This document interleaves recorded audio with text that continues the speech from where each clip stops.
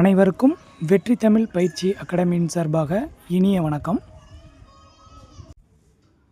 இந்த வீடியோவில் நம்ம எதை பற்றி பார்க்க போகிறோம் அப்படின்னா, இப்போ நமக்கு லாஸ்ட்டாக நடந்த டெட் பேப்பர் 2ஓட சோசியல் சயின்ஸோட ஆன்சர் கீ பார்க்க போகிறோங்க.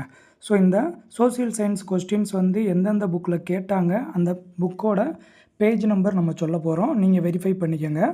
டோட்டலாக 60 வினாக்கள் இருக்குது. ஸோ இந்த வீடியோ ஒரு லென்த்தியான வீடியோவாக தான் இருக்கும்.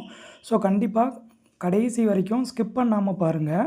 முதல் முறையாக நம்மளுடைய சேனலுக்கு வர்றீங்க அப்படின்னா கண்டிப்பாக நம்மளுடைய சேனலை சப்ஸ்கிரைப் பண்ணி வச்சுக்கோங்க. அப்போ தான் நான் போடக்கூடிய வீடியோ எல்லாமே உங்களுக்கு வரும். அடுத்து மறக்காமல் உங்களுடைய நண்பர்களுக்கும் ஷேர் பண்ணுங்கள், கமெண்ட் பண்ணுங்கள், லைக் பண்ணுங்கள். வாங்க வீடியோக்குள்ளே போகலாம். ஃபஸ்ட்டு கொஸ்டின் பாருங்கள். 91வது வினா. இந்தியாவில் முதல் பிரெஞ்சு வணிக மையத்தை கரோன் என்பவர் எந்த நகரில் நிறுவினார் அப்படின்னு நம்ம கேட்டிருக்காங்க. ஸோ இதுக்கான ஆன்சர் ஆப்ஷன் சி, சூரத் அப்படின்றது தான் இதுக்கான ஆன்சர். ஸோ இது எங்கே இருக்குது அப்படின்னு பார்த்தீங்கன்னா, நம்ம 8th ஹிஸ்ட்ரி புக்கில், அதாவது 8th புக்கில் 8th உங்களுக்கு ஃபுல்லாக தான் கொடுத்துருக்காங்க. ஸோ அதில் ஹிஸ்ட்ரி பகுதியில் பேஜ் நம்பர் 8ல் பாருங்கள், இதுக்கான ஆன்சர் இருக்குங்க. ஸோ அப்போ ஃபஸ்ட்டு கொஸ்டினுக்கு, அதாவது 91வது வினாவுக்கு ஆன்சர் ஆப்ஷன் சி. அடுத்ததுங்க 92வது கொஸ்டின் பாருங்கள். கீழே கொடுக்கப்பட்டுள்ள படைப்பிரிவில் எந்த ஒரு படைப்பிரிவு மத்திய ஆயுத காவல் படையில் பங்கு பெறாதது? ஸோ அப்போ ஒரு எதிர்மறையான ஒரு வினா. ஸோ பங்கு பெறுவது எது அப்படின்னு கேட்டால் நேர்மறை. ஸோ பங்கு பெறாதது எதுன்னு கேட்டிருக்காங்க. ஸோ ஒரு எதிர்மறையான வினா. ஸோ இதை நம்ம எப்பயுமே கேள்வியை கடைசி வரைக்கும் நீங்கள் ரீட் பண்ணணும். அப்போ தான் நம்ம கரெக்டான ஆன்சர் கொடுக்க முடியும். ஸோ நிறையா பேர் இந்த கொஸ்டின் என்ன சொல்கிறாங்க அப்படின்னா, தவறு அப்படின்னு சொல்கிறாங்க. ஸோ இந்த கொஸ்டினுக்கு கண்டிப்பாக மார்க் கிடைக்கும் அப்படின்னு சொல்கிறாங்க. கண்டிப்பாக கிடைக்காதுங்க. ஸோ 92வது வினா, அதாவது இந்த வினாவுக்கு மிகச்சரியான பதில் எது அப்படின்னா ஆப்ஷன் டி தான். ரகசிய சேவை பணியகம், அதான் எஸ்எஸ்பின்னு கொடுத்துருக்காங்களங்க, அது தவறுங்க. சரியாங்க. ஆக்சுவலாக சிறப்பு சேவை பணியகம் தான் வரணும். சரிங்களா. ஸோ இப்போ எஸ்எஸ்பியை பார்த்து நிறையா பேர் ஆன்சர் கரெக்டு, அதாவது ஆப்ஷன் எல்லாமே கரெக்டாக இருக்குது. ஸோ இதை அவங்க என்ன பண்ணுவாங்க, இதுக்கு ஒரு மார்க் எல்லாருக்குமே காமனாக கொடுப்பாங்க அப்படின்னு சொல்கிறாங்க. கிடையாதுங்க. அதாவது ஸ்பெஷல் சர்வீஸ் புரேர், அதுதான் எஸ்எஸ்பி. சரிங்களா. சீக்ரெட் சர்வீஸ் புரேர் கிடையாது. ஸோ அப்போ 92வதுக்கு நீங்கள் பார்த்துக்கோங்க, 8th புக்கு தான், குடிமையியல் பகுதி, சிவிக்ஸில் பேஜ் நம்பர் 250வது பக்கம் இருக்குது. நீங்கள் பார்த்துக்கோங்க. நான் ஏன் புக்கோட ப்ரூஃப் கொடுக்கல அப்படின்னா, 60 வினாக்கள் இருக்குது. ஸோ இது ரொம்ப லென்த்தியான வீடியோவாக இருக்கும். புக்கோட ப்ரூஃபையும் கொடுத்தேன் அப்படின்னா நீங்கள் பார்க்க மாட்டீங்க. ஸோ அதுக்காக தான் நான் புக்கோட ப்ரூஃப் கொடுக்கல, பேஜ் நம்பர் மட்டும் கொடுக்குறேன். நீங்கள் எடுத்து பார்த்துக்கோங்க. கண்டிப்பாக நான் சொல்கிறது தான் உங்களுக்கு ஆன்சர் கீழே வரும். அடுத்ததுங்க 93வது வினா பாருங்கள். தாஜ்மஹால் வெள்ளை பளிங்கு கற்களால் கட்டப்பட்டது. கண்டிப்பாக சரியாங்க. அது எந்த வகை பாறையை சார்ந்தது? சரிங்களா. இதுவும் எங்கே இருக்குங்க, 8th ஜாகிரஃபியில் பேஜ் நம்பர் 103ல் இருக்குது. ஒரு பாக்ஸ் கொஸ்டினாக கொடுத்துருப்பாங்க. சரியாங்க. ஸோ இதுக்கான ஆன்சர் பாருங்கள், ஆப்ஷன் சி, உருமாறிய பாறைகள். சரியாங்க. ஸோ இதை கூட நான் நடத்தும்போது ஸ்டூடெண்ட்ஸுக்கு நிறையா சொல்லியிருக்கேன். தாஜ்மஹாலுடைய உருவத்தை பார்த்துக்கிட்டே இருந்தோம்னா அவ்வளோ அழகாக இருக்கும். அதாவது அதனுடைய ஆர்கிடெக்டை நான் சொல்கிறேன். சரியாங்க. ஸோ அதனுடைய வடிவமைப்பு ரொம்ப அழகாக இருக்கும். ஸோ உருமாறியும் அப்படின்னு நான் சொன்னேன். ஸோ அப்போ தாஜ்மஹால் வெள்ளை பளிங்கு கற்களால் கட்டப்பட்டது. அந்த வெள்ளை பளிங்கு கல் எதிலிருந்து எடுக்கப்பட்டது அப்படின்னா உருமாறிய பாறைகளிலிருந்து எடுக்கப்பட்டது. அடுத்ததுங்க, அடுத்த வினா பாருங்கள். 7 தீவுகளை கொண்டது எது அப்படின்னு கேட்டிருக்காங்க. இதெல்லாம் நமக்கு ஒரு பேசிக்கான ஒரு நாலேஜ் இருந்தாலே போதும் இந்த கொஸ்டினுக்கு ஆன்சர் பண்ணுறதுக்கு. இது புக்கில் எங்கே இருக்குன்னு கூட நம்ம தேட வேண்டிய அவசியம் இல்லை. சரியாங்க. இருந்தாலும் புக்கில் இருக்குங்க. 8th ஹிஸ்ட்ரியில் பேஜ் நம்பர் 84ல் இருக்குது. பட் நீங்கள் ஆப்ஷனை வச்சே ஒமிட் பண்ணி அழகாக என்ன பண்ணியிருக்கலாம், ஆப்ஷன் டி பம்பாய் தான் இதுக்கான ஆன்சர் அப்படின்னு சொல்லலாம். ஏன்னா லட்சத்தீவு, அந்தமான் நிக்கோபார் தீவு, இதெல்லாம் எந்த காரணத்தை கொண்டும் இங்கே 7 தீவுகள் மட்டும் கிடையாது. சரியாங்க. நிறையா தீவுகள் இருக்குது. ஸோ அப்போ கண்டிப்பாக என்ன பண்ண முடியாது, லட்சத்தீவையோ அந்தமான் நிக்கோபார் தீவையோ நம்ம சொல்ல முடியாது. ஸோ சில வினாக்களுக்கெல்லாம் நம்ம ஆப்ஷனை வச்சே நீங்கள் என்ன பண்ணியிருக்கலாம், ஆன்சர் பண்ணியிருக்கலாம் நிறையா விஷயங்களுக்கு. சரிங்களா. அதாவது நிறையா வினாக்களுக்கு. ஸோ அதுக்கு அந்த அடிப்படை அறிவு நமக்கு இருந்தால் போதுமானது. அடுத்ததுங்க. ஸோ அப்போ 94வது வினாவுக்கு, அதாவது 7 தீவுகளை கொண்டது எது அப்படின்னா பம்பாய் தான் 7 தீவுகளை கொண்டதுன்னு சொல்கிறோம். அடுத்த வினா பாருங்கள். புனித யாத்ரீகர்களின் இளவரசன் என்று அழைக்கப்படுபவர் யார்? மிக மிக முக்கியமான கேள்வி. இதுவும் வந்து ஒரு பாக்ஸ் கொஸ்டின்னு. நமக்கு டெட்டில் நிறைய டைம் அந்த கேள்வி கேட்டிருக்காங்க. இனி வரக்கூடிய தேர்வுலையும் கண்டிப்பாக கேட்பாங்க. கொஞ்சம் நல்லா பார்த்து வச்சுக்கோங்க. ஸோ புனித யாத்ரீகர்களின் இளவரசன் என்று அழைக்கப்படக்கூடியவர் வந்து யுவான் சுவாங். சரியாங்க. ஸோ இது எங்கே இருக்குது அப்படின்னா 6th 3rd டேர்மில் ஹிஸ்ட்ரி பேஜ் நம்பர் 132 கொடுத்துருக்காங்க. செக் பண்ணிக்கோங்க. அடுத்த வினா பாருங்கள். எந்த போரின் முடிவில் பிரான்ஸ் அரசாங்கம் டியூப்லேவை பாரிஸ்க்கு திரும்ப அழைத்து கொண்டது? சரியாங்க. ஸோ நிறையா போர் நடக்குங்க. ஸோ அதில் டியூப்லே வந்து ஏமாந்துருவார். எதில் அப்படின்னா ஆற்காட்டு போரில் ஏமாந்துருவார். சரியாங்க. ஸோ அப்போ ஆற்காட்டு போரில் தோல்வி அடைஞ்சிருவாங்க. ஸோ உடனே ஃப்ரான்ஸு என்ன பண்ணுவாங்க, இந்த டியூப்லேவை பாரிஸ்க்கு வந்து திரும்ப வர சொல்லிடுவாங்க. சரியாங்க. ஸோ இதுக்கான ஆன்சர் வந்து ஆப்ஷன் சி, ஆற்காட்டு போர். இது எங்கே இருக்குது அப்படின்னா 8th ஹிஸ்ட்ரியில் பேஜ் நம்பர் 15, 16. அதாவது வந்து ஆற்காட்டு போர் அப்படின்றது 15வது பக்கத்தில் கீழே ஸ்டார்ட் பண்ணுவாங்க. 16வது பக்கத்தில் தான் இதுக்கான ஆன்சர் இருக்குது. சரியாங்க. ஸோ அந்த ஆற்காட்டு போர் 15வது பக்கத்தில் ஆரம்பிக்கிறதுனால நீங்கள் அதோடு அப்படியே ரீட் பண்ணிக்கிட்டீங்க அப்படின்னா உங்களுக்கு முழுமையாக புரியும் அப்படின்றதுக்காக தான் நான் அதை 15, 16 மென்ஷன் பண்ணியிருக்கேன். சரியாங்க. அடுத்தது பாருங்கள். 97வது வினா. தாய் கண்டம் என அழைக்கப்படுவது எது? ஸோ ஆப்பிரிக்கா தான் தாய் கண்டம் என அழைக்கப்படுது. So option A. இது எங்கே இருக்குன்னா 8th ஜியாகிரஃபியில் பேஜ் நம்பர் 164 இருக்குது. சரிங்களா, பார்த்துக்கோங்க. அடுத்தது பாருங்கள். ஒரு பொறுத்துக வடிவமைப்பில் கொடுத்துருக்காங்க. நல்லா தெரிஞ்சுக்கோங்க. இந்த 7th 2nd டேர்மில் சுற்றுலா அப்படின்னு ஒரு பாடம் இருக்குங்க ஜியாகிரஃபியில். கம்பல்சரி இந்த பாடத்தை படித்து வச்சுக்கோங்க. இதிலேருந்து எப்போவுமே 2லிருந்து 5 வினாக்கள் வரைக்கும் கேட்குறாங்க. மிக மிக முக்கியமான பகுதி. நான் ஸ்டூடெண்ட்டுக்கு எடுக்கும்போதெல்லாம் சொல்லியிருக்கிறேன், இந்த யூனிட் ரொம்ப ரொம்ப முக்கியமானது, நல்லா படித்து வச்சுக்கோங்க அப்படின்னு நான் சொல்லியிருக்கேன். ஸோ இந்த ஒரு பாடத்திலேருந்து கிட்டத்தட்ட 5 வினாக்கள்கிட்ட நமக்கு வந்து கேட்டிருக்காங்க இதே கொஸ்டினில். சரியாங்க. பாருங்கள். வெள்ளியங்கிரி மலை வந்து தெற்கின் கைலாஸ் என அழைக்கப்படுகிறது. ஜவ்வாது மலை வந்து இயற்கையின் சொர்க்கம் அப்படின்னு சொல்லி சொல்கிறோம். கோத்தகிரி அப்படின்றது பச்சை மலை. அடுத்தது ஆனைமலை அப்படின்றது உயர் விளிம்பு பகுதி அப்படின்னு சொல்லி சொல்லுவோம். ஸோ ஒவ்வொரு பகுதியோட சிறப்புகளை சொல்லியிருப்பாங்க. ஸோ இதுக்கான ஆன்சர் வந்து எது அப்படின்னு பார்த்தீங்கன்னா ஆப்ஷன் டி தான் மிகச்சரியான பதில். அடுத்த வினா பாருங்கள். கீழே கொடுக்கப்பட்டதில் சரியான விடையை தேர்ந்தெடு. சரிங்களா. ஸோ ஒரு 2 ஸ்டேட்மெண்ட் கொடுத்துருக்காங்க. அந்த 2 ஸ்டேட்மெண்ட்டில் எது சரி அப்படின்னு கேட்டிருக்காங்க. ஸோ ஃபஸ்ட்டு ஸ்டேட்மெண்ட் என்ன சொல்கிறாங்க அப்படின்னா, தமிழ்நாட்டோட வடமேற்கு பகுதியில் அமைந்து இருக்கிறது தான் பாரமகால் பீடபூமி. இதில் எந்த மாற்று கருத்துமே கிடையாதுங்க. நமக்கு வடமேற்கு பகுதியில், சரியாங்க, அதாவது வந்து நார்த் வெஸ்டர்ன் பார்ட்டில் இருக்கக்கூடியது தான் எது அப்படின்னா பாரமகால் பீடபூமி. ஆனால் இது மதுரை பீடபூமியோட ஒரு பகுதி கிடையாது. அதுதாங்க இங்கே தப்பு. ஸோ மைசூர் பகுதியோட ஒரு பகுதி தான். சரிங்களா. அதாவது மைசூர் பீடபூமியோட ஒரு பகுதி. ஸோ அந்த மைசூருக்கு பதிலாக இவங்க என்ன பண்ணியிருக்காங்க, மதுரைன்னு கொடுத்துருக்காங்க. சரியாங்க. ஸோ அப்போ ஃபஸ்ட்டு ஸ்டேட்மெண்ட் தப்பு. அடுத்த 2வது ஸ்டேட்மெண்ட் பாருங்கள். கோயம்புத்தூர் பீடபூமி அப்படின்றது நீலகிரிக்கும் தருமபுரி மாவட்டங்களுக்கும் இடையே அமைந்திருக்கு. கண்டிப்பான முறையில் மிகச்சரி. சரியாங்க. ஸோ கோயம்புத்தூர் பீடபூமி அப்படின்றது நீலகிரிக்கும் தருமபுரி மாவட்டங்களுக்கு இடையில் தாங்க அமைஞ்சிருக்கு. ஸோ அப்போ வாக்கியம் 1 தவறு, வாக்கியம் 2 சரி. சரியாங்க. ஸோ ஃபஸ்ட்டு ஸ்டேட்மெண்ட் தப்பு, செகண்ட் ஸ்டேட்மெண்ட் வந்து கரெக்டு. ஆப்ஷன் சி தான் இதுக்கான ஆன்சர். ஸோ இது எங்கே பார்க்கலாம், 10th புவியியலில் பேஜ் நம்பர் 217 பாருங்கள். இதுக்கான ஆன்சர் கொடுத்துருப்பாங்க.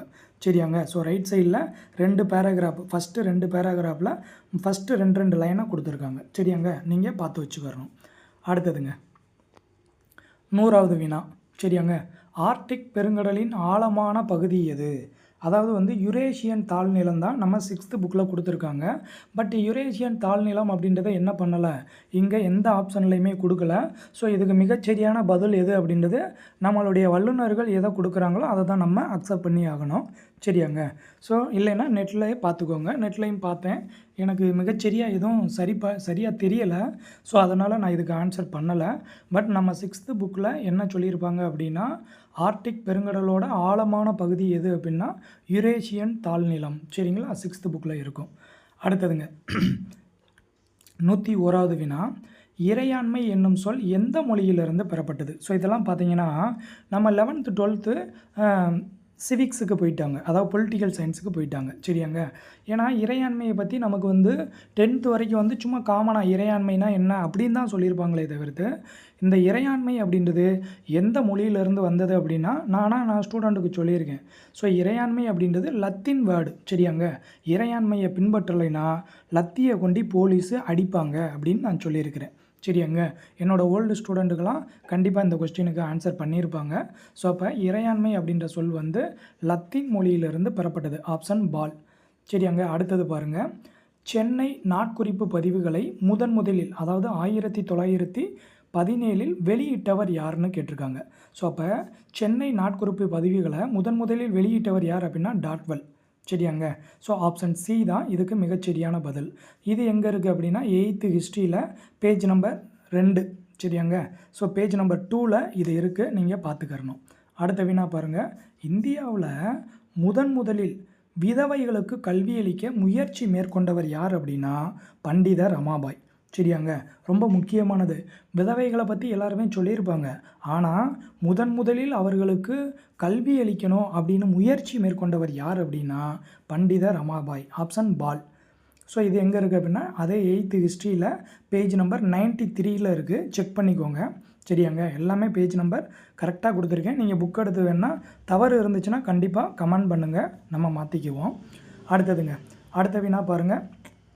சுருளி நீர்வீழ்ச்சி அமைந்துள்ள மாவட்டம் எது?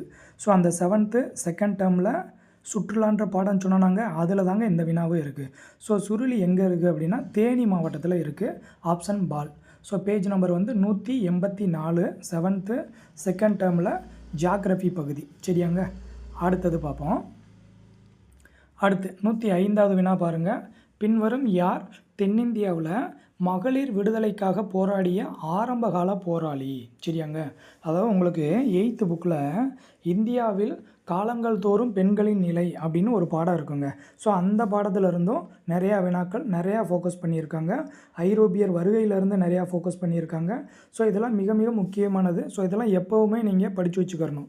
ஸோ இதில் ஆன்சர் கீழே நிறையா மார்க் வர்றவங்க அடுத்து HGTக்கு படிப்பீங்க. ஸோ HGTக்கு வரி விடாமல் படிச்சுக்கோங்க. சரியாங்க. ஸோ அப்போ தென்னிந்தியாவில் மகளிர் விடுதலைக்காக போராடிய ஆரம்பகால போராளி யார் அப்படின்னா கந்துகூரி வீரேசலிங்கம் அப்படின்னு சொல்லி சொல்கிறோம். ஆப்ஷன் பால். ஸோ இது எங்கே இருக்குது அப்படின்னா 8th ஹிஸ்ட்ரியில் பேஜ் நம்பர் 93ல் இருக்குது. செக் பண்ணிக்கோங்க. அடுத்ததுங்க. பிரிட்டிஷ் காலத்தில் வெள்ளை நகரம் மற்றும் கருப்பு நகரம் சேர்த்து மதராஸ் என அழைக்கப்பட்டது. சரியாங்க.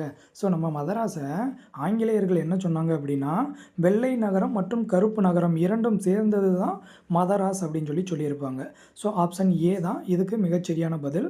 இது 8th ஹிஸ்ட்ரியில் பேஜ் நம்பர் 82ல் இருக்குது, நீங்கள் பார்த்து வச்சுக்கோங்க. அடுத்த வினா பாருங்கள். 1530 கொச்சியிலிருந்து கோவாவிற்கு தலைநகரத்தை மாற்றியவர் யார்? நல்லா தெரிஞ்சுக்கோங்க. கண்டிப்பாக ஹிஸ்ட்ரியை பொறுத்த வரைக்கும் ஒரு இடத்துல இருந்து இன்னொரு இடத்துக்கு தலைநகரம் மாற்றியிருப்பாங்க பார்த்தீங்களா? ஸோ அதெல்லாம் எப்போவுமே வினாவாக கேட்பாங்க. ஸோ அப்போ 1530 கொச்சியிலிருந்து கோவாவுக்கு தலைநகரத்தை மாற்றியவர் யார் அப்படின்னா நினோ டி குன்கா. ஆப்ஷன் டி தான் மிகச்சரியான பதில். ஸோ இது எங்கே இருக்குது அப்படின்னா அதே 8th ஹிஸ்ட்ரி புக்கில் பேஜ் நம்பர் 5ல் கொடுத்துருப்பாங்க. கரெக்டாக செக் பண்ணிக்கோங்க. அடுத்ததுங்க. பின்வருவனவற்றுள் செயல்படும் எரிமலையில் பொருந்தாதது எது? ஸோ இதுவும் ஒரு எதிர்மறை வினா. ஸோ பாருங்கள், பொருந்தாதது எதுன்னு கேட்டிருக்காங்க. அதாவது வந்து ஜப்பானில் அதாவது அமெரிக்காவில் இருக்கக்கூடிய ஜெயின்கலனு, பிலிப்பைன்ஸில் இருக்கக்கூடிய பினாடுவோ, அடுத்தது ஹவாய் தீவில் இருக்கக்கூடிய மவுனலாவோ, இது எல்லாமே பார்த்திங்கன்னா செயல்படும் எரிமலைக்கு எடுத்துக்காட்டு. ஆனால் ஜப்பானில் இருக்கக்கூடிய பியூசியாமா மட்டும் உறங்கும் எரிமலைக்கு எடுத்துக்காட்டு. சரியாங்க. ஸோ உறங்கும் எரிமலைன்னா என்னதுங்க? இப்போதைக்கு உறங்கிக்கிட்டு இருக்குது, என்றைக்கு வேணாலும் அந்த எரிமலை வந்து வெடிக்கலாம். சரிங்களா. அதான் உறங்கும் எரிமலை. ஸோ அப்போ இதுக்கு எது ஆன்சர் அப்படின்னா 108க்கு ஆப்ஷன் டி தான் மிகச்சரியான பதில். இது எங்கே இருக்குது அப்படின்னா 7th ஃபஸ்ட்டு டேர்மில் புவியியலில் பேஜ் நம்பர் 163ல் பாருங்கள் கொடுத்துருப்பாங்க. அடுத்ததுங்க. அடுத்த வினா பாருங்கள். 1774 வரை கிழக்கிந்திய கம்பெனியோட முதன்மை குடியிருப்பாக இருந்தது எது அப்படின்னு கேட்டிருக்காங்க. சரியாங்க. ஆக்சுவலாக இந்தியாவில் ஆங்கிலேயர்களால் கட்டப்பட்ட முதல் கோட்டையான புனித ஜார்ஜ் கோட்டை தான் 1774 வரைக்கும் கிழக்கிந்திய கம்பெனியோட முதன்மை குடியிருப்பாக இருந்துச்சு. ஸோ இதுக்கான ஆன்சர் வந்து ஆப்ஷன் பால். புனித ஜார்ஜ் கோட்டை. சரியாங்க, இது எங்கே இருக்குன்னு பாருங்கள், 8th ஹிஸ்ட்ரியில் பேஜ் நம்பர் 82 கொடுத்துருக்காங்க. சரியாங்க, ஸோ பார்த்து வச்சுக்கிறணும். அடுத்தது பார்ப்போம். 110வது வினா பாருங்கள், வெப்பமண்டல வறண்ட புல்வெளிகள் எவ்வாறு அழைக்கப்படுகிறது? ஸோ வெப்பமண்டல வறண்ட புல்வெளி, இது நம்ம நிறையா நீங்கள் சயின்ஸு எங்கேயோ கேள்விப்பட்ட மாதிரி கூட இருக்கலாம். சவானா புல்வெளி தான். சரியாங்க, ஆப்ஷன் ஏ. இது நம்ம புக்கில் 8th ஜியாகிரஃபியில் பேஜ் நம்பர் 167 கொடுத்துருக்காங்க. ஸோ இதை கொஞ்சம் நல்லா பார்த்து வச்சுக்கிறணும். அதே மாதிரி இந்த கண்டங்கள் பாடம் இருக்குங்க. ஸோ 6th உங்களுக்கு 8th வரைக்கும் கண்டங்கள் பாடம் கொடுத்துருக்காங்க. இந்த கண்டங்கள் பாடத்தை நல்லா படிச்சுக்கோங்க.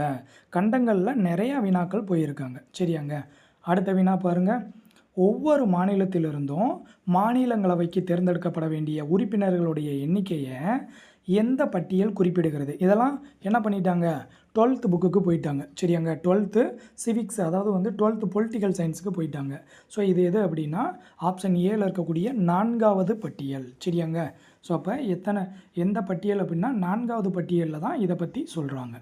அடுத்ததுங்க, அடுத்த வினா பாருங்கள், இந்தியாவின் முதல் பெண் மருத்துவர். இதெல்லாம் நீங்கள் தமிழ்லேயே படிச்சிருக்கீங்க. Option A doctor Muthulakshmi Reddy. சரிங்களா, ஸோ இவங்க இதுக்கான புக்கில் எங்கே இருக்குது அப்படின்னா 8th ஹிஸ்ட்ரியில் பேஜ் நம்பர் 92 கொடுத்துருப்பாங்க.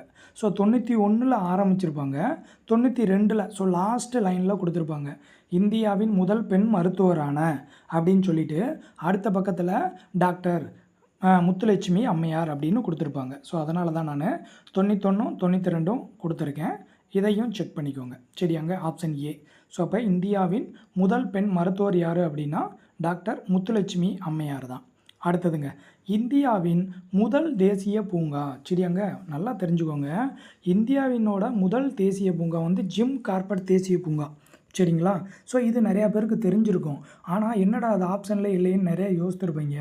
அந்த ஜிம் கார்பெட் தேசிய பூங்கா இருக்காங்க, அதுக்கு இன்னொரு நேம் என்ன அப்படின்னா ஹேலி தேசிய பூங்கா அப்படின்னு சொல்லுவாங்க. சரியாங்க, அப்போ நான் நடத்தும்போது சொல்லியிருப்பேன், ஜிம்முக்கு போகிறவங்கள கேலி பண்ணுறாங்க, அதை கிண்டல் பண்ணுவோம்லங்க, அந்த மாதிரி நான் சொல்லி கொடுத்துருக்கேன். சரியாங்க, அப்போ ஹேலி தேசிய பூங்கா தான் இதுக்கு ஆன்சர். அதாவது ஜிம் கார்பெட் தேசிய பூங்கா தாங்க. அது கொடுக்காம அதுக்கு மறுபெயர் என்ன சொல்லியிருப்பாங்க, ஹேலி தேசிய பூங்கான்னு சொல்லுவாங்க. ஸோ அதை நமக்கு ஆப்ஷனில் வச்சுருக்காங்க. ஸோ அப்போ இதுக்கான ஆன்சர் ஆப்ஷன் ஏ தான் மிகச்சரியான பதில். அடுத்ததுங்க, நமக்கு 2 ஸ்டேட்மெண்ட் சொல்லியிருக்காங்க. சரியாங்க, ஃபஸ்ட்டு ஸ்டேட்மெண்ட் பாருங்கள், உலகின் மிக பழமையான படிவு பாறையோட வயது 3.9 பில்லியன் ஆண்டுகள். உண்மையிலே சரியாங்க, இது ஒரு பாக்ஸ் கொஸ்டின். ஸோ உலகின் மிக பழமையான படிவு பாறை கிரீன்லாந்தில் தான் இருக்குது. இதுவும் சரி தான். ஸோ 2 ஸ்டேட்மெண்ட்டுமே கரெக்டு தான். இது ஒரு பாக்ஸ் கொஸ்டினுங்க. எங்கே இருக்குது அப்படின்னு சொல்லி பார்த்தீங்க அப்படின்னா 8th ஜியாகிரஃபியில் கொடுத்துருப்பாங்க, பேஜ் நம்பர் 102. சரிங்களா, ஸோ இதையும் பார்த்து செக் பண்ணிக்கோங்க. எல்லாமே நான் புக்கில் இருக்கிறது தான் நான் உங்களுக்கு பேஜ் நம்பர் கொடுத்துருக்கேன். ஸோ நம்ம சொல்கிறது தான் உங்களுக்கு ஃபைனல் கீயாக வரும். அதில் எந்த விதமான மாற்று கருத்தும் உங்களுக்கு வேணாம். சரியாங்க, அடுத்ததுங்க, 115வது வினா பாருங்கள், இந்திய அரசியலமைப்போட எந்த சட்ட திருத்தம் இந்திய குடிமக்களுக்கு சமத்துவத்தை அளிக்கிறது? சரியாங்க, அதாவது சரிங்க, சட்ட திருத்தம் இல்லை, சட்டப்பிரிவு. சரிங்களா, ஸோ அப்போ சமத்துவத்தை பற்றி கூறக்கூடிய சட்டப்பிரிவு எது அப்படின்னா 14 to 18 வரைக்கும். சரியாங்க, ஆப்ஷன் பால். இது எங்கே இருக்குது அப்படின்னா 7th ஃபஸ்ட்டு டேர்மில் உங்களுக்கு சமத்துவம் பெறுதல் அப்படின்னு ஒரு பாடம் இருக்கும். சரியாங்க, அதில் கொடுத்துருப்பாங்க, பேஜ் நம்பர் 195. இதை கொஞ்சம் நல்லா படிச்சுக்கிறணும், ரொம்ப முக்கியமானது. சரியாங்க, ஸோ அப்போ எந்த அரசியலமைப்போட சட்டப்பிரிவு சமத்துவத்தை பற்றி பேசுது அப்படின்னா 14 to 18 வரைக்கும். சரியாங்க, அடுத்ததுங்க, 2 பெரிய நீர்நிலைகளை இணைக்கும் குறுகிய நீர்வழி எது அப்படின்னு கேட்டிருக்காங்க. இது நிறையா யூனிட்டில் கொடுத்துருக்காங்க. ஸோ உங்களுக்கு நான் அதாவது 8th புக்லேயும் இது இருக்குங்க, 10th புக்லேயும் இருக்குங்க. சரியாங்க, ஸோ நான் உங்களுக்கு கொடுத்துருக்கிறது 6th ஃபஸ்ட்டு டேர்மில் ஜியாகிரஃபியில் பேஜ் நம்பர் 186. அந்த 186 பார்த்தீங்க அப்படின்னா அந்த பாட சுருக்கத்தில் என்ன கொடுத்துருப்பாங்க, ஒரு பாக்ஸ் மாதிரி போட்டிருப்பாங்க. அந்த பாக்ஸுக்குள்ளே பாருங்கள் கொடுத்துருப்பாங்க. சரியாங்க, அப்போ 2 பெரிய நீர்நிலைகளை இணைக்கக்கூடிய நீர்வழி சந்தி எது அப்படின்னா நீர்ச்சந்தி தான், ஆப்ஷன் சி. சரியாங்க, அடுத்ததுங்க, முதலில் அரசு என்ற பதத்தை தன்னுடைய படைப்பில் பயன்படுத்தியவர் யார்? 11th பொலிட்டிக்கல் சயின்ஸுக்கு போயிட்டாங்க. சரியாங்க, ஸோ மாக்கியவல்லி. இது ரொம்ப முக்கியமான வினா. இதெல்லாம் புக் பேக்கில் இருக்கும். சரியாங்க. அடுத்ததுங்க. ஸோ அப்போ அரசு அப்படின்ற பதத்தை தன்னுடைய படைப்பில் முதலில் பயன்படுத்தியவர் யார் அப்படின்னா மாக்கியவல்லி. சரியாங்க. ஆப்ஷன் ஏ தான் மிகச்சரி. அடுத்ததுங்க 118வது வினா பாருங்கள். என்ன சொல்லியிருக்காங்க, அதாவது வந்து ஒரு ஸ்டேட்மெண்ட்டு ஒரு ரீசன் கொடுத்துருக்காங்க. சரியாங்க. ஸோ நீங்கள் பார்த்து வச்சுக்கிறணும். அதாவது வந்து என்ன ஸ்டேட்மெண்ட் சொல்கிறாங்க, சமூக பொருளாதார மேம்பாடு அப்படின்றது ஒரு சமூகத்தில் சமூக பொருளாதார வளர்ச்சியோட செயல்முறை. கண்டிப்பாக சமூக பொருளாதார மேம்பாடுனா என்னதுங்க, சமூகத்தையும் பொருளாதாரத்தையும் வளர்ச்சி நிலைக்கு கொண்டு வரணும். இது ஃபஸ்ட்டு ஸ்டேட்மெண்ட் சரி. அதுக்கான ரீசன் என்ன சொல்கிறாங்க, இந்த சமூக பொருளாதார மேம்பாடை அளவிடுறதுக்கு எந்தெந்த குறியீடு இருக்குது அப்படின்னா ஜிடிபி இருக்குது, ஆயுள் காலம் இருக்குது, கல்வி அறிவு இருக்குது, வேலை வாய்ப்பு இருக்குது. இதுவும் மிகச்சரி தான். ஸோ அப்போ கூற்றும் சரி, காரணமும் சரி. ஆப்ஷன் டெல்லி. சரியாங்க. ஆப்ஷன் டி தான் இதுக்கு மிகச்சரியான பதில். இது எங்கே இருக்குது அப்படின்னா 8th எக்கனாமிக்ஸில் பேஜ் நம்பர் 288 கொடுத்துருக்காங்க. நீங்கள் செக் பண்ணிக்கோங்க. ஸோ இதே கேள்வியை, அதாவது வந்து இங்கே காரணம் சொல்லியிருக்காங்களங்க, இந்த காரணத்தை இன்னொரு கேள்வியாக அவங்க கேட்டிருக்காங்க இதே கொஸ்டின் பேப்பரில். சரியாங்க. ஸோ வேணால் இங்கேயே நீங்கள் பார்த்து வச்சுக்கோங்க. அதாவது சமூக பொருளாதார மேம்பாட்டு குறியீடில் மொத்த உள்நாட்டு உற்பத்தி வரணும், ஆயுள் காலம் வரணும், கல்வி இருக்கணும், வேலை வாய்ப்பு இருக்கணும். சரியாங்க. ஸோ இந்த நாளைக்கு ஞாபகம் வச்சுக்கோங்க. பின்னாடி இதே மாதிரி ஒரு வினா இருக்குது. சரியாங்க. ஸோ அப்போ இதுக்கான ஆன்சர் வந்து ஆப்ஷன் டி. அடுத்ததுங்க 119வது வினா. சரியாங்க. இங்கே 2 ஸ்டேட்மெண்ட் சொல்லியிருக்காங்க. ஃபஸ்ட்டு ஸ்டேட்மெண்ட் பாருங்கள். அரசியல் அமைப்போட சட்டப்பிரிவு 124லேருந்து 147 வரைக்கும் இந்திய உச்சநீதிமன்றத்தோட அமைப்பு அதனுடைய அதிகார வரம்பு பற்றி கூறுகிறது. கண்டிப்பாக கூறுது. சரிதான். அடுத்து கூற்று 2ல் கரெக்டு தாங்க. பகுதி 5 அத்தியாயம் 4 இதை பின்பற்றி தான் உச்சநீதிமன்றம் வந்து நிறுவப்பட்டது. ரெண்டுமே சரிதாங்க. Option A. ஸோ இது எங்கே இருக்குது அப்படின்னா 8th சிவிக்ஸில் பேஜ் நம்பர் 261 இருக்குது. பார்த்துக்கோங்க. அடுத்ததுங்க, பல்கலைக்கழக கல்வி குறித்த அறிக்கை தயாரிக்க 1948ஆம் ஆண்டு டாக்டர் ராதாகிருஷ்ணன் குழு நியமிக்கப்பட்டதுங்க. குறிச்சிக்கோங்க. Option A. இது எங்கே இருக்குது அப்படின்னா 8th ஹிஸ்ட்ரியில் பேஜ் நம்பர் 61 கொடுத்துருக்காங்க. கரெக்டாக ரீட் பண்ணணும். சரியாங்க. ப்ராக்கெட்குள்ளேயே 1948ன்னு கொடுத்துருப்பாங்க. ஸோ அது யாரோட குழு அப்படின்னா டாக்டர் ராதாகிருஷ்ணனுடைய குழு. சரியாங்க. அடுத்ததுங்க 121வது வினா பாருங்கள். மதராஸ் எப்போது, அதாவது அதிகாரப்பூர்வமாக எப்போது சென்னை என மறுபெயரிடப்பட்டது? ஸோ அதுக்கான ஆண்டு கேட்டிருக்காங்க. ஸோ இதுவும் நம்ம 8th ஹிஸ்ட்ரியில் பேஜ் நம்பர் 82ல் கீழே கொடுத்துருப்பாங்க. சரியாங்க. ஸோ ஜூலை 17, 1996 என்னதுங்க, சென்னை அப்படின்னு மறுபெயரிடப்பட்டது. ரொம்ப ரொம்ப முக்கியமான ஒரு கேள்வி. சரியாங்க. Option A. அடுத்தது பாருங்கள் 122வது வினா பாருங்கள். அறுவை சிகிச்சை செயல்முறை குறித்து விளக்கிய முதல் இந்தியர். ஸோ குப்தர்கள் பாடம். சரியாங்க. ஸோ குப்தர்கள்லேருந்து ஒரு கேள்வி கேட்டிருக்காங்க. யார் அப்படின்னா சுஷ்ருதர். சரியாங்க. இது எங்கே இருக்குது, 6th 3rd டேர்மில் ஹிஸ்ட்ரி பகுதியில் பேஜ் நம்பர் 130 கொடுத்துருப்பாங்க. இதை செக் பண்ணிக்கோங்க. அடுத்த வினா பாருங்கள். வருமான மாற்றத்திற்கும் நுகர்வு மாற்றத்திற்கும் இடையேயான வீதம். இதெல்லாம் 11th ஹிஸ்ட்ரி, இது எக்கனாமிக்ஸுக்கு போயிட்டாங்க. நம்ம 10th வரைக்கும் இருக்கக்கூடிய புக்லையெல்லாம் இல்லைங்க. சரியாங்க. இதுக்கு ஆன்சர் மட்டும் நோட் பண்ணிக்கோங்க. Option C. சரியாங்க. அடுத்ததுங்க, அடுத்த முக்கியமான கேள்வி பன்னாட்டு தேதிக்கோடு. ஸோ கண்டிப்பாக இந்த சூரிய குடும்பத்திலேருந்து அதுக்கப்புறம் புவி மாதிரி இந்த பாடத்துலேருந்து எப்போவுமே கேள்வி இருந்துக்கிட்டே தான் இருக்கும். ஸோ இந்த பாடம் 6th 3rd டேர்மில் புவி மாதிரி அப்படின்னு ஒரு பாடம் இருக்கும். ஸோ அதை கூட நம்ம என்ன பண்ணியிருக்கோம், நம்மளுடைய யூடியூப் சேனலில் நம்ம ஸ்டார்டிங்கில் அதை தான் நம்ம கிளாஸாக எடுத்து போட்டிருந்தோம். ஸோ இனி வரக்கூடிய காலங்களில் உங்களுக்கு என்னதுங்க, ஸோ ஏதாவது ஒரு பகுதி தமிழ் இலக்கணம் நம்ம கம்ப்ளீட் பண்ணி கொடுக்குறோம். அட் த சேம் டைம் உங்களுக்கு வந்து சோஷியல் சயின்ஸ்லேயும் ரொம்ப முக்கியமான பாடங்களை உங்களுக்கு ஃப்ரீயாகவே வீடியோ வடிவில் கொடுக்குறோம். ஸோ நீங்களும் பாருங்கள், உங்களுடைய நண்பர்களுக்கும் ஷேர் பண்ணுங்கள். ஸோ கண்டிப்பாக உங்களுடைய நண்பர்களையும் சப்ஸ்கிரைப் பண்ண சொல்லுங்கள். சரியாங்க. ஸோ வாங்க 124வது வினா பாருங்கள். பன்னாட்டு தேதிக்கோடு, அதாவது வந்து எங்கே இருக்கக்கூடிய அலாஸ்காவிற்கும் ரஷ்யாவுக்கும் இடையில் பேரிங் நீர்ச்சந்தி வழியாக செல்லுது அப்படின்னா இந்த அலாஸ்கா அப்படின்றது பசிபிக் பெருங்கடலில் இருக்குங்க. சரியாங்க. Option C. ஸோ இது பார்த்தீங்க அப்படின்னா பேஜ் நம்பர், அதாவது வந்து 6th 3rd டேர்மில் பேஜ் நம்பர் 197ல் அப்படியே மேலே லெஃப்ட் சைடில் டாப்பில் பாருங்கள், ஃபஸ்ட்டு லைனை இதான் கொடுத்துருப்பாங்க. சரியாங்க. ஸோ பார்த்துக்கிறணும். அடுத்தது 125வது வினா பாருங்கள். ஒரு பொறுத்துக வடிவமைப்பில் கொடுத்துருக்காங்க. சரியாங்க. ஸோ அதாவது ஆப்பிரிக்க ஆசிய மாநாடு இந்தோனேசியாவில் நடந்துச்சு. அணிசேரா இயக்கத்தினுடைய கொள்கை வந்து வி கிருஷ்ணமேனன். இவர் தான் அணிசேரா இயக்கம் அப்படின்ற வார்த்தையை பயன்பாடு கொண்டு வருவார். லாப்னார் அப்படின்ற இடம் வந்து சீனாவில் இருக்குது. ஏன்னா சீனாவில் இந்த லாப்னார் அப்படின்ற இடத்துல தான் முதல் அணு வெடிப்பு சோதனை வந்து சீனாவில் நடத்துவாங்க.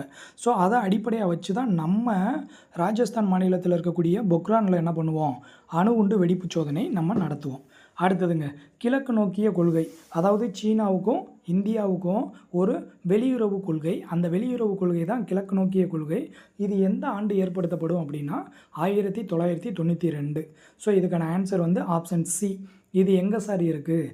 10th குடிமையியல் பகுதியில் பேஜ் நம்பர் 286, 287 இந்த 2 பக்கத்தையும் பாருங்கள். எல்லாத்துலேயுமே ஒரு பாயிண்ட்டாக எடுத்து நமக்கு கொடுத்துருப்பாங்க. சரியாங்க. அடுத்ததுங்க, தாஸ்மோனியா எந்த தீவு என்று அழைக்கப்படுகிறது? ஸோ தாஸ்மோனியா அப்படின்றது வந்து ஆப்பிள். சரியாங்க. நான் எப்படி ஸ்டூடெண்ட்டுக்கு சொல்லி கொடுத்தேன் அப்படின்னா, தாஸ் வந்து ஆப்பிள் நிறையா சாப்பிடுவான் அப்படின்னு ஞாபகம் வச்சுக்கோங்க. சரியாங்க. அப்போ தாஸ்மோனியா அப்படின்றது வந்து ஆப்பிள் தீவு. இது எங்கே? இது ஆப்ஷன் டி தான் இதுக்கு மிகச்சரியான பதில். இது எங்கே இருக்குது அப்படின்னா 8th ஜாகிரஃபியில் பேஜ் நம்பர் 177 கொடுத்துருப்பாங்க. நல்லா டார்க்காக கொடுத்துருப்பாங்க. நல்லா செக் பண்ணிக்கோங்க. அடுத்ததுங்க, 127வது வினா பாருங்கள். சங்கம வம்சத்தின் கடைசி அரசர் யார்? ரொம்ப முக்கியமானது. அதாவது இந்த கேள்வியே சொல்லலை, யார் முதல் அரசர், யார் மிகச்சிறந்த பேரரசர், யார் கடைசி அரசர். ஸோ இந்த 3 பகுதியிலிருந்தும் ஒரு வினாவாவது கண்டிப்பாக எல்லா டெட்டுலையுமே கேட்டுருவாங்க. சரியாங்க. ஸோ அப்போ சங்கம வம்சம் விஜயநகர பேரரசு. ஸோ இந்த சங்கம வம்சத்தினுடைய கடைசி அரசர் யார் அப்படின்னா 2ஆம் விருபாக்ஷி ராய். சரியாங்க. இவரை கொண்டுட்டு தான் சாளுவ நரசிம்மர் வந்து வருவார். சாளுவ வம்சத்தை தோற்றுவிப்பார். சரிங்களா. ஸோ இதை கொஞ்சம் பார்த்துக்கறணும். ஸோ அப்போ சங்கம வம்சத்தினுடைய கடைசி அரசர் யார் அப்படின்னா 2ஆம் விருபாக்ஷி ராய். இது எங்கே இருக்குது அப்படின்னா 7th செகண்ட் டேர்ம் ஹிஸ்ட்ரி புக்கில் பேஜ் நம்பர் 115 பாருங்கள் கொடுத்துருக்காங்க. அடுத்ததுங்க, 128வது வினா பாருங்கள். குடிமக்களோட வாக்களிக்கக்கூடிய வயது. ஸோ உங்களுக்கு நல்லா தெரியும், வாக்களிக்கும் வயது 18 தாங்க.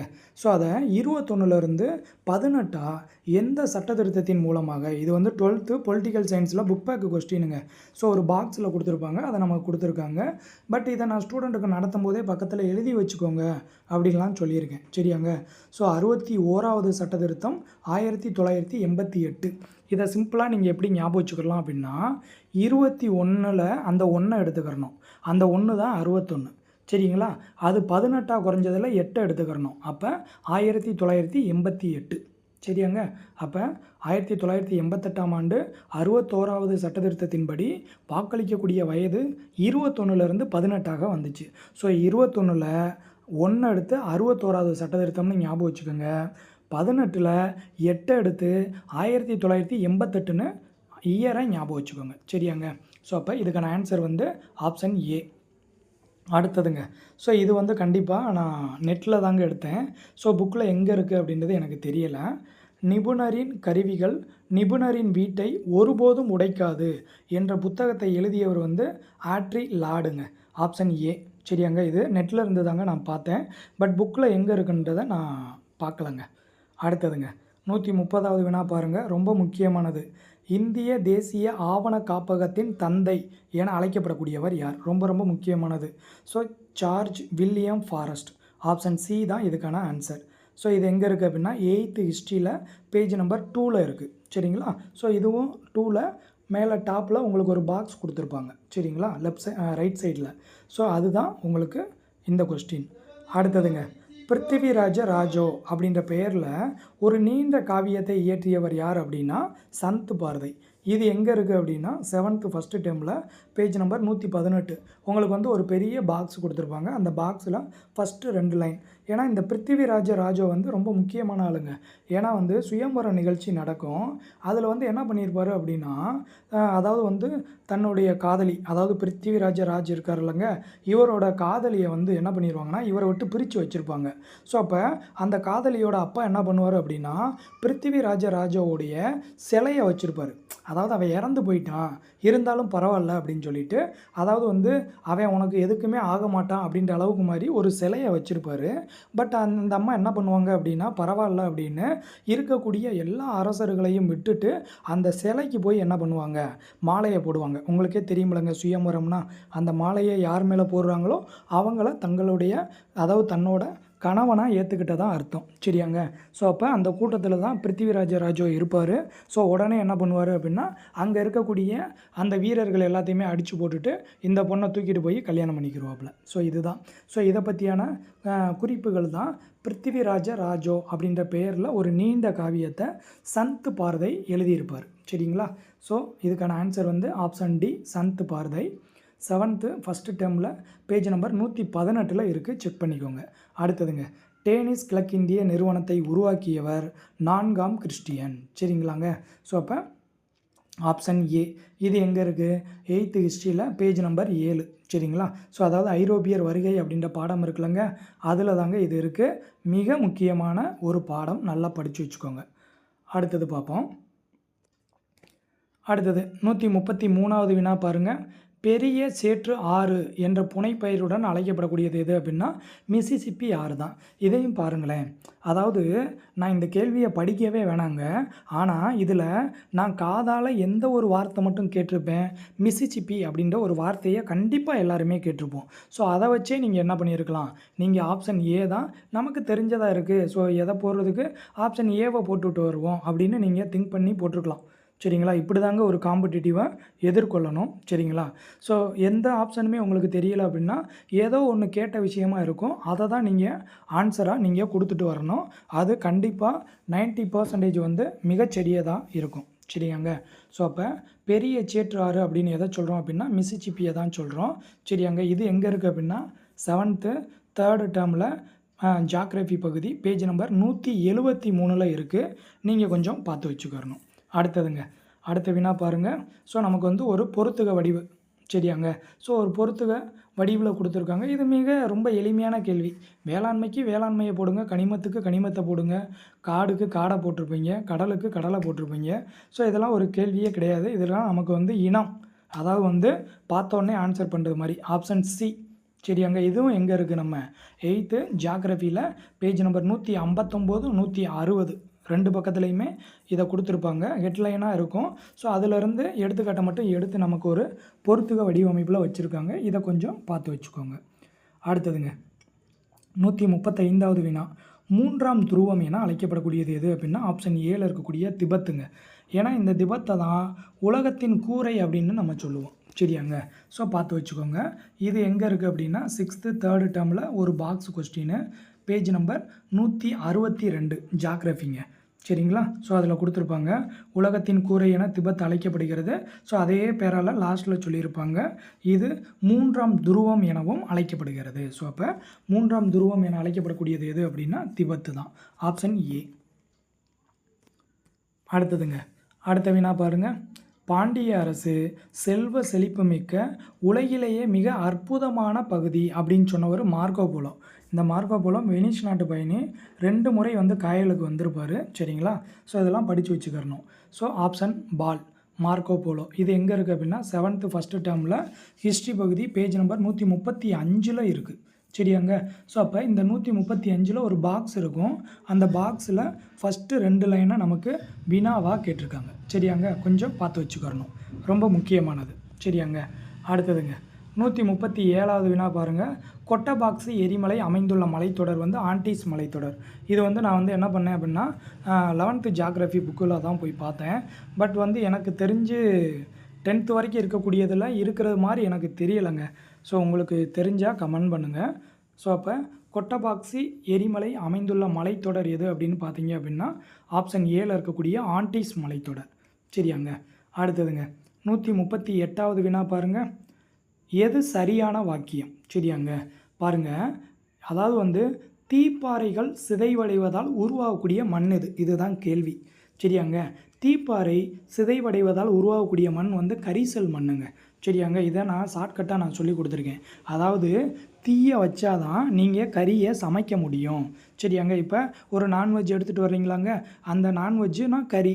ஸோ அப்போ அது வேறு கறிங்க, கரெக்டுங்களா. நீங்கள் அதை கோயின்சைட் பண்ணக்கூடாது. நான் வந்து ஒரு ஷார்ட்கட்டு தான் சொல்கிறேன். இதில் போய் நீங்கள் ஆராய்ச்சி பண்ணக்கூடாது. சரியாங்க? அப்போ கறியை சமைக்கணும்னா எனக்கு தீ வேணும். சரிங்களா? அப்போ தீப்பாறைகள் சிதைவடைவதால் கரிசல் மண் தான் உருவாகும். அவ்வளோதான். சிம்பிளான ஷார்ட்கட்டு தெரிஞ்சால் இதுக்கு ஆன்சர் பண்ணியிருக்கலாம். Option A. சரியாங்க?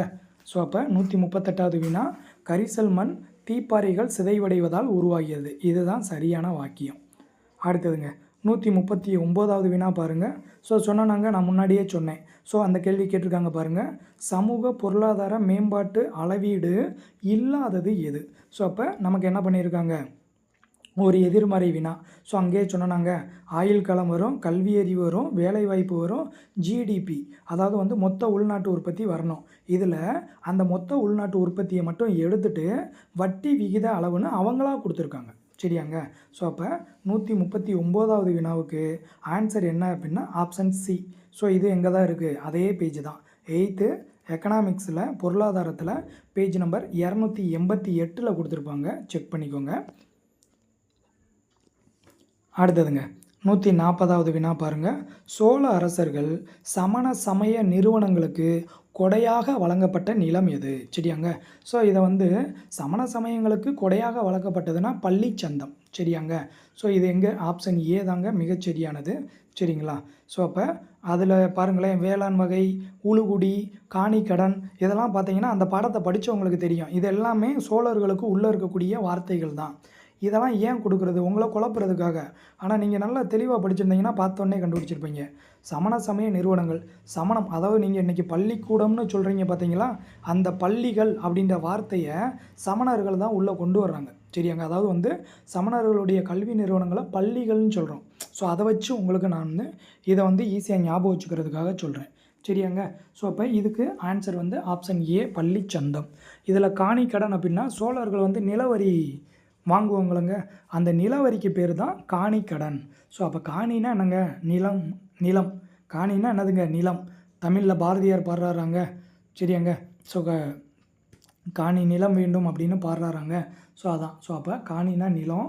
ஸோ சோழர்கள், அடுத்த கேள்வியை அதை கேட்கலாம். அடுத்த வருஷத்தில் என்ன கேட்கலாம், சோழர்களுடைய காலத்தில் வசூலிக்கப்பட்ட நிலவரியின் பெயர் என்னன்னு கேட்கலாம். காணிக்கடன். சரிங்களா? அதையும் தெரிஞ்சு வச்சுக்கோங்க. இது எங்கே இருக்குது அப்படின்னா 7th ஃபஸ்ட்டு டேர்மில் ஹிஸ்ட்ரியில் பேஜ் நம்பர் 132 கொடுத்துருக்காங்க. செக் பண்ணிக்கோங்க. அடுத்ததுங்க, உலகின் மிகப்பெரிய பனியாறு எது அப்படின்னா லாம்பர்ட்டுங்க. இது ரொம்ப முக்கியமானது தான். ஸோ இது ஆப்ஷன் ஏ, லாம்பர்ட்டு பனியாறு தான் உலகின் மிகப்பெரிய பனியாறு. சரியாங்க? இது எங்கே இருக்குது அப்படின்னா 8th ஜியாகிரஃபியில் பேஜ் நம்பர் 180 கொடுத்துருக்காங்க. ஸோ நீங்கள் 8th படிச்சிருந்தாலே நிறையா வினாக்களுக்கு நீங்கள் ஆன்சர் பண்ணியிருக்கலாம், 50% மேலே. சரியாங்க? Option A. ஓகேங்களா? ஸோ பேஜ் நம்பர் 180 8th ஜியாகிரஃபியில் கொடுத்துருப்பாங்க. அடுத்த வினா பாருங்கள். வட அமெரிக்காவில் வெப்ப மண்டல மழைக்காடுகள் காணப்படக்கூடிய பகுதி எது அப்படின்னா ஆப்ஷன் ஏ, மத்திய அமெரிக்கா.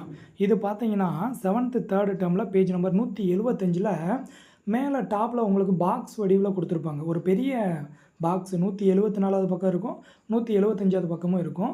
இந்த 175வது பக்கத்தில் நீங்கள் மேலே பார்த்தீங்கன்னா உங்களுக்கு கொடுத்துருப்பாங்க. அதில் நிறையா இடம் கொடுத்துருப்பாங்க. அதில் ஒரு இடம் தான் எடுத்தோடனே மத்திய அமெரிக்கான்னு கொடுத்துருப்பாங்க. சரியாங்க? இதுவும் ஒரு பாக்ஸ் கொஸ்டின் தான். 142வது வினா. அடுத்ததுங்க, இந்தியாவில் மயானி பறவை சரணாலயம் அமைந்துள்ள மாநிலம். மயானினா மகாராஷ்டிரா. சரியாங்க? ஸோ மகாராஷ்டிரா வந்து மயானி. சரிங்களா? மானு வரணும். சரிங்களா? ஆப்ஷன் பால். ஸோ இது எங்கே இருக்குது அப்படின்னா அதே 7th 2nd டேர்மில் சுற்றுலா பாடம் இருக்குல்லங்க, அது அங்கேருந்து தான் கேட்டிருக்காங்க. Page number 182. ஸோ இதையும் கொஞ்சம் அதான் சுற்றுலா பாடத்தை நல்லா படித்து வச்சுக்கோங்க, ரொம்ப முக்கியமான பாடம். அடுத்ததுங்க, சூரிய குடும்பத்தில் புதனை விட மிகப்பெரிய துணைக்கோள் எது அப்படின்னா கனிமேடு.